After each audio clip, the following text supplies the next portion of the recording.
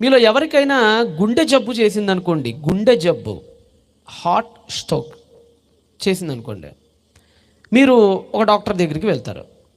Doctor గారు నాకు ఇలా గుండె నొప్పిగా ఉందండి అన్నప్పుడు ఆయన మొత్తం గుండెను పరీక్షించి గుండెకు కొన్ని ట్యాబ్లెట్లు రాసిస్తాడు.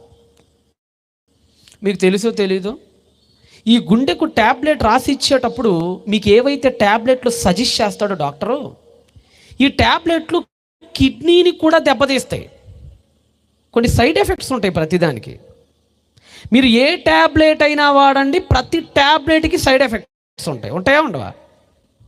కొన్ని ట్యాబ్లెట్లు వేసుకున్నప్పుడు మత్తుగా ఉంటుంది, కొన్ని ట్యాబ్లెట్స్ వేసుకున్నప్పుడు కడుపులో తిప్పినట్టు ఉంటుంది, వామిటింగ్ వస్తున్నట్టుగా అనిపిస్తుంది, కొన్ని ట్యాబ్లెట్లకి దురద పుట్టిద్ది, మంట పుట్టిద్ది, సైడ్ ఎఫెక్ట్స్ ఉంటాయి.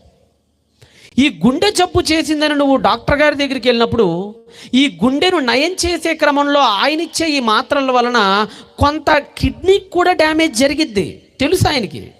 అయినా కానీ మందు ఇస్తాడు, అయినా కానీ నీకు ఆ ప్రిస్క్రిప్షన్లో రాసిస్తాడు, ఇదిగో ఈ మందు ఈ అమ్మాయికి ఇవ్వండి. నువ్వు మెడికల్ షాప్కి వెళ్తావు, మెడికల్ షాప్లో డాక్టర్ ఇచ్చిన స్లిప్ ఇస్తే వాడు నీకు మెడిసిన్ ఇస్తాడు.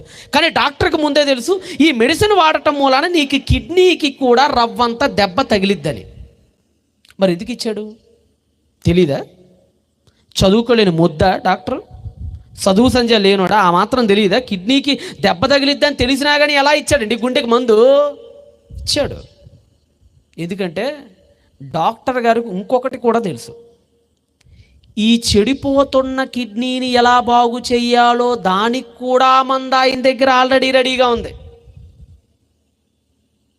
జాగ్రత్తగానే, నీ గుండెను బాగు చేసే క్రమంలో కిడ్నీ దెబ్బ తగిలిద్దని తెలుసు, ఆ దెబ్బ తగిలిన కిడ్నీని మళ్ళా ఎలా సరి చేయాలో తెలుసు. రెండు ఎరిగే నీకు టాబ్లెట్ ఇస్తాడు. పైన గుండెకి ఇస్తాడు, కింద కిడ్నీకి ఇస్తాడు, రెండు వాడే. గుండెకు వాడేటప్పుడు కిడ్నీ కొంత డ్యామేజ్, ఈ కిడ్నీ టాబ్లెట్ వేసుకోగానే ఇది క్యూర్ అయిపోతుంది, అది క్యూర్ అయిపోతుంది, రెండు క్యూర్ అయిపోతాయి.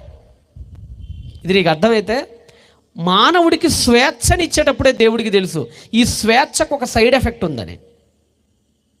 మానవుడికి ఇవ్వబడిన ఈ స్వేచ్ఛకు ఒక సైడ్ ఎఫెక్ట్ ఉంది. ఆ సైడ్ ఎఫెక్ట్ ఏంటంటే పాపం చేసే అవకాశం.